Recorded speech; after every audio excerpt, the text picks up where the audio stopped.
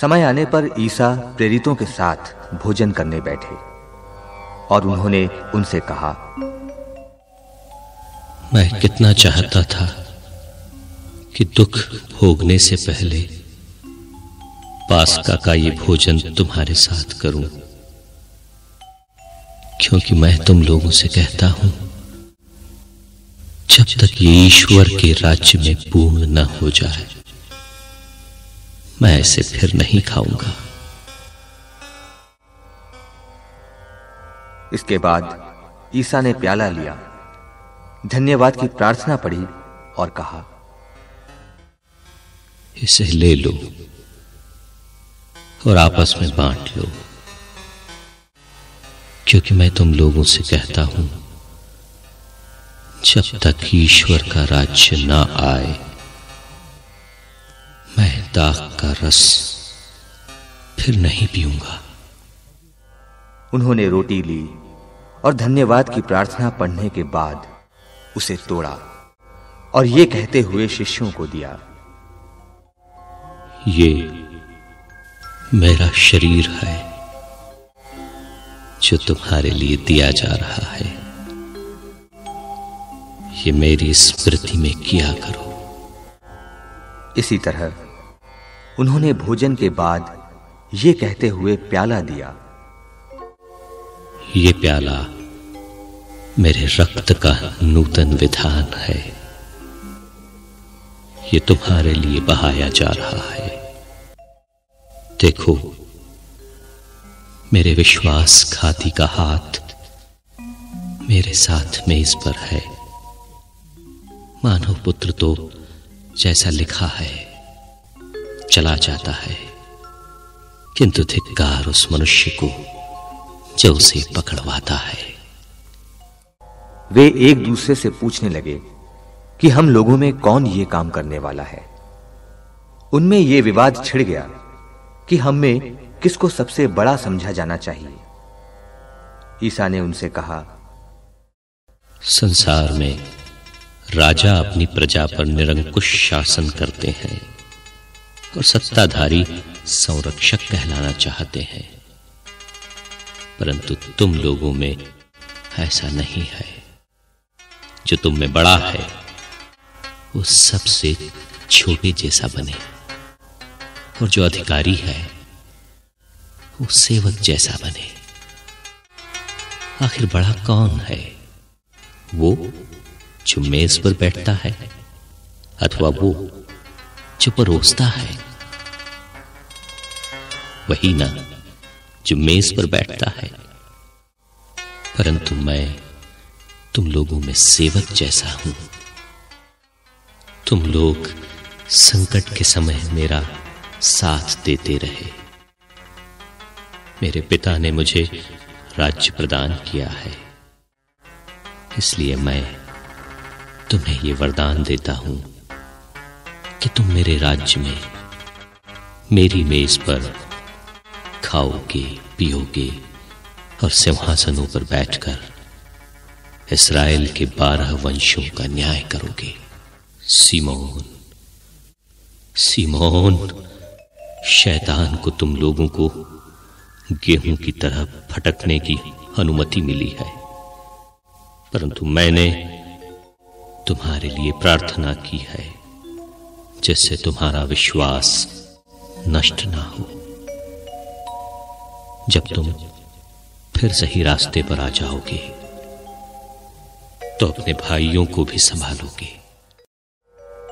पेत्रुस ने उनसे कहा, प्रभु, मैं आपके साथ बंदी गृह जाने और मरने को भी तैयार हूं। किंतु ईसा ने कहा, पेत्रुस, मैं तुमसे कहता हूं कि आज मुर्गे के बांग देने से पहले ही तुम 3 बार यह स्वीकार करोगे कि तुम मुझे जानते हो। ईसा ने उनसे कहा, जब मैंने तुम्हें थैली, झोली और जूतों के बिना भेजा था तो क्या तुम्हें किसी बात की कमी हुई थी? उन्होंने उत्तर दिया, किसी बात की नहीं।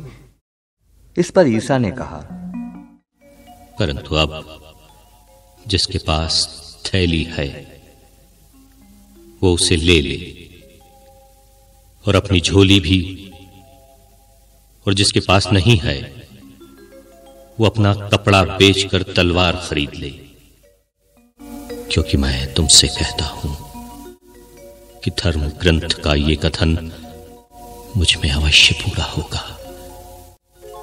उसकी गिनती कुकर्मियों में हुई, और जो कुछ मेरे विषय में लिखा है वो पूरा होने को है। शिष्यों ने कहा, प्रभु देखिए, यहां 2 तलवारें हैं। परंतु ईसा ने कहा, बस बस। ईसा बाहर निकलकर अपनी आदत के अनुसार जैतून पहाड़ पर गए। उनके शिष्य भी उनके साथ हो लिए। ईसा ने वहां पहुंचकर उनसे कहा, प्रार्थना करो जिससे तुम परीक्षा में ना पड़ो। तब वे पत्थर फेंकने की दूरी तक उनसे अलग हो गए और घुटने टेक कर उन्होंने ये कहते हुए प्रार्थना की, पिता, यदि तू ऐसा चाहे तो ये प्याला मुझसे हटा ले, फिर भी मेरी नहीं बल्कि तेरी ही इच्छा पूरी हो। तब उन्हें स्वर्ग का एक दूत दिखाई पड़ा जिसने उनको ढाढ़स बंधाया। वे प्राण पीड़ा में पड़ने के कारण और भी एकाग्र होकर प्रार्थना करते रहे, और उनका पसीना रक्त की बूंदों की तरह धरती पर टपकता रहा। वे प्रार्थना से उठकर अपने शिष्यों के पास आए, और ये देखकर कि वे उदासी के कारण सो गए हैं, उन्होंने उनसे कहा, तुम लोग क्यों सो रहे हो? उठो और प्रार्थना करो जिससे तुम परीक्षा में ना पड़ो। ईसा ये कह ही रहे थे कि एक दल आ पहुंचा। यूदस 12 में से एक उस दल का अगुआ था। उसने ईसा के पास आकर उनका चुंबन किया। ईसा ने उससे कहा, यूदस,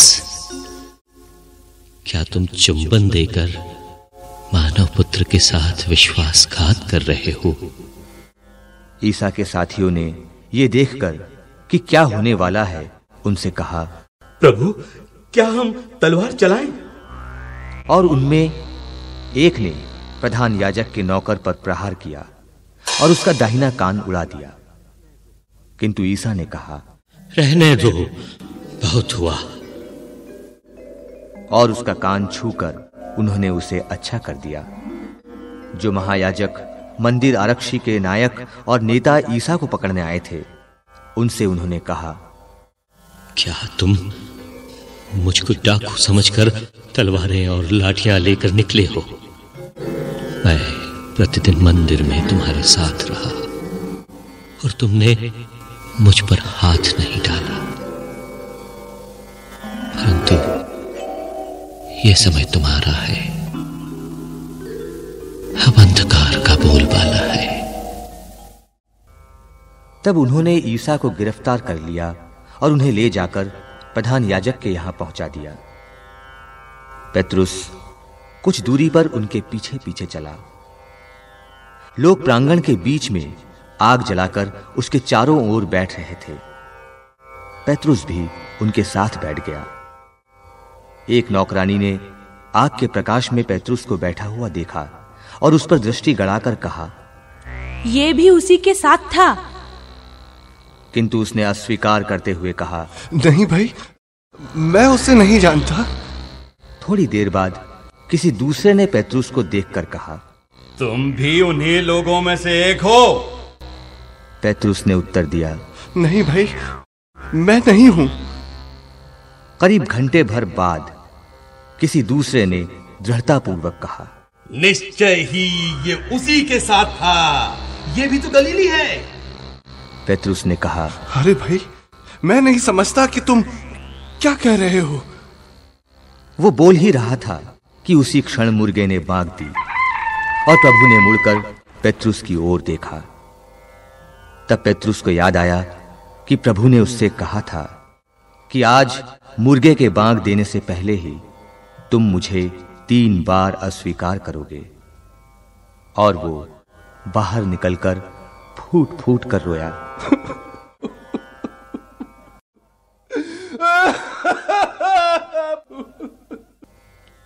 ईसा पर पहरा देने वाले प्यादे उनका उपहास और उन पर अत्याचार करते थे। वे उनकी आंखों पर पट्टी बांधकर उनसे पूछते थे, यदि तू नबी है तो हमें बता, तुझे किसने मारा? वे उनका अपमान करते हुए उनसे और बहुत सी बातें कहते रहे। दिन निकलने पर जनता के नेता, महायाजक और शास्त्री एकत्र हो गए और उन्होंने ईसा को अपनी महासभा में बुलाकर उनसे कहा, यदि तुम मसीह हो तो हमें बता दो। उन्होंने उत्तर दिया, यदि मैं आप लोगों से कहूंगा तो आप विश्वास नहीं करेंगे, और यदि मैं प्रश्न करूंगा तो आप लोग उत्तर नहीं देंगे।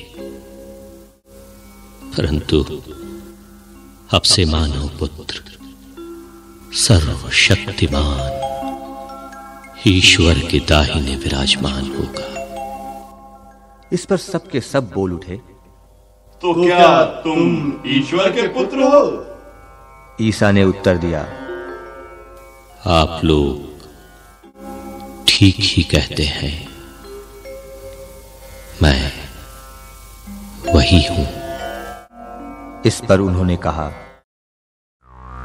हमें और गवाही की जरूरत ही क्या है? हमने तो स्वयं इसके मुंह से सुन लिया है। तब सारी सभा उठ खड़ी हो गई और वे उन्हें पिलातुस के यहां ले गए। वे ये कहते हुए ईसा पर अभियोग लगाने लगे, हमें पता चला कि ये मनुष्य हमारी जनता में विद्रोह फैलाता है, कैसर को कर देने से लोगों को मना करता और अपने को मसीह राजा कहता है। पिलातुस ने ईसा से यह प्रश्न किया, क्या तुम यहूदियों के राजा हो? ईसा ने उत्तर दिया, आप ठीक ही कहते हैं। तब पिलातुस ने महायाजकों और भीड़ से कहा, मैं इस मनुष्य में कोई दोष नहीं पाता। उन्होंने ये कहते हुए आग्रह किया, ये गलीलिया से लेकर यहाँ तक और यहूदिया के कोने कोने में अपनी शिक्षा से जनता को उकसाता है। पिलातुस ने यह सुनकर पूछा कि क्या ये मनुष्य गलीली है, और ये जानकर कि ये हेरोद के राज्य का है, उसने ईसा को हेरोद के पास भेजा। वो भी उन दिनों यरूशलेम में था। हेरोद ईसा को देखकर बहुत प्रसन्न हुआ। वो बहुत समय से उन्हें देखना चाहता था, क्योंकि उसने ईसा की चर्चा सुनी थी और उनका कोई चमत्कार देखने की आशा करता था। वो ईसा से बहुत से प्रश्न करता रहा, परंतु उन्होंने उसे उत्तर नहीं दिया। इस बीच महायाजक और शास्त्री जोर-जोर से ईसा पर अभियोग लगाते रहे। तब हेरोद ने अपने सैनिकों के साथ ईसा का अपमान तथा उपहास किया और उन्हें भड़कीला वस्त्र पहनाकर पिलातुस के पास वापस भेजा। उसी दिन हेरोद और पिलातुस मित्र बन गए। पहले तो उन दोनों में शत्रुता थी। अब पिलातुस ने महायाजकों, शासकों और जनता को बुलाकर उनसे कहा, आप लोगों ने यह अभियोग लगाकर इस मनुष्य को मेरे सामने पेश किया कि ये जनता में विद्रोह फैलाता है। मैंने आपके सामने इसकी जांच की, परंतु आप इस मनुष्य पर जिन बातों का अभियोग लगाते हैं उनके विषय में मैंने इसमें कोई दोष नहीं पाया, और हेरोद ने भी दोष नहीं पाया, क्योंकि उन्होंने इसे मेरे पास वापस भेजा है। आप देख रहे हैं कि इसने प्राण दंड के योग्य कोई अपराध नहीं किया है, इसलिए मैं इसे पिटवाकर छोड़ दूंगा। पर्व के अवसर पर पिलातुस को यहूदियों के लिए एक बंदी रिहा करना था। वे सब के सब एक साथ चिल्ला उठे, इसे ले जाइए, हमारे लिए बरअब्बस को रिहा कीजिए। बरअब्बस शहर में हुए विद्रोह के कारण तथा हत्या के अपराध में कैद किया गया था। पिलातुस ने ईसा को मुक्त करने की इच्छा से लोगों को फिर समझाया, किंतु वे चिल्लाते रहे, इसे क्रूस दीजिए, इसे क्रूस दीजिए। पिलातुस ने तीसरी बार उनसे कहा, क्यों? इस मनुष्य ने कौन सा अपराध किया है? मैं इसमें प्राण दंड के योग्य कोई दोष नहीं पाता, इसलिए मैं इसे पिटवाकर छोड़ दूंगा। परंतु वे चिल्ला चिल्लाकर आग्रह करते रहे कि इसे क्रूस दिया जाए और उनका कोलाहल बढ़ता जा रहा था। तब पिलातुस ने उनकी मांग पूरी करने का निश्चय किया। जो मनुष्य विद्रोह और हत्या के कारण कैद किया गया था और जिसे वे छुड़ाना चाहते थे, उसने उसी को रिहा किया और ईसा को लोगों की इच्छा के अनुसार सैनिकों के हवाले कर दिया। जब वे ईसा को लेकर जा रहे थे तो उन्होंने देहात से आते हुए सिमोन नामक कुरेने निवासी को पकड़ा और उस पर क्रूस रख दिया, जिससे वो उसे ईसा के पीछे पीछे ले जाए। लोगों की भारी भीड़ उनके पीछे पीछे चल रही थी। उनमें नारियां भी थी जो अपनी छाती पीटते हुए उनके लिए विलाप कर रही थी। ईसा ने उनकी ओर मुड़कर कहा, यरूशलेम की बेटियों, मेरे लिए मत रो, अपने लिए और अपने बच्चों के लिए रो, क्योंकि वे दिन आ रहे हैं जब लोग कहेंगे, धन्य है वे स्त्रियां जो बांझ है, धन्य है वे गर्भ जिन्होंने प्रसव नहीं किया, और धन्य है वे स्तन जिन्होंने दूध नहीं पिलाया। तब लोग पहाड़ों से कहने लगेंगे, हम पर गिर पड़ो, और पहाड़ियों से हमें ढक लो, क्योंकि यदि हरी लकड़ी का ये हाल है तो सूखी का क्या होगा। वे ईसा के साथ 2 कुकर्मियों को भी प्राणदंड के लिए ले जा रहे थे। वे खोपड़ी की जगह नामक स्थान पहुंचे। वहां उन्होंने ईसा को और उन 2 कुकर्मियों को भी क्रूस पर चढ़ाया, एक को उनके दाएं और एक को उनके बाएं। ईसा ने कहा, पिता, इन्हें क्षमा कर, क्योंकि ये नहीं जानते कि ये क्या कर रहे हैं। तब उन्होंने उनके कपड़े के कई भाग किए और उनके लिए चिट्ठी निकाली। जनता खड़ी होकर ये सब देख रही थी। नेता ये कहते हुए उनका उपहास करते थे, इसने दूसरों को बचाया। यदि ये ईश्वर का मसीह और परम प्रिय है तो अपने को बचाए। सैनिकों ने भी उनका उपहास किया। वे पास आकर उन्हें खट्टी अंगूरी देते हुए बोले, यदि तू यहूदियों का राजा है तो अपने को बचा। ईसा के ऊपर लिखा हुआ था, ये यहूदियों का राजा है। क्रूस पर चढ़ाए हुए कुकर्मियों में एक इस प्रकार ईसा की निंदा करता था, तू मसीह है ना, तो अपने को और हमें भी बचा। पर दूसरे ने उसे डांट कर कहा, क्या तुझे ईश्वर का भी डर नहीं? तू भी तो वही दंड भोग रहा है। हमारा दंड न्याय संगत है, क्योंकि हम अपनी करनी का फल भोग रहे हैं। पर इन्होंने तो कोई अपराध नहीं किया है। तब उसने कहा, ईसा, जब आप अपने राज्य में आएंगे तो मुझे याद कीजिएगा। उन्होंने उससे कहा, तुमसे ये कहता हूं, तुम आज ही परलोक में मेरे साथ होगी। अब लगभग दोपहर हो रहा था। सूर्य के छिप जाने से तीसरे पहर तक सारे प्रदेश पर अंधेरा छाया रहा। मंदिर का पर्दा बीच से फटकर 2 टुकड़े हो गया। ईसा ने ऊंचे स्वर से पुकार कर कहा, पिता,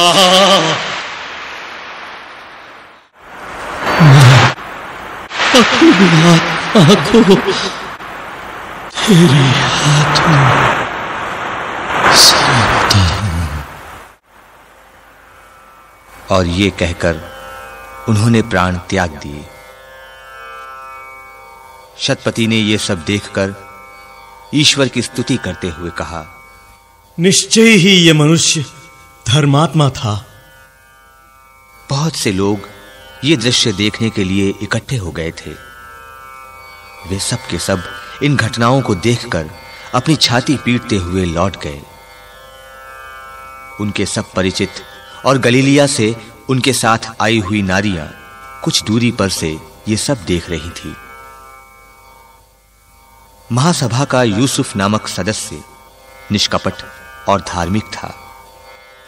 वो सभा की योजना और उसके षड्यंत्र से सहमत नहीं हुआ था। वो यहूदिया के अरिमथिया नगर का निवासी था और ईश्वर के राज्य की प्रतीक्षा में था। उसने पिलातुस के पास जाकर ईसा का शव मांगा। उसने शव को क्रूस से उतारा और छालटी के कफन में लपेटकर एक ऐसी कब्र में रख दिया जो चट्टान में खुदी हुई थी और जिसमें कभी किसी को नहीं रखा गया था। उस दिन शुक्रवार था और विश्राम का दिन आरंभ हो रहा था।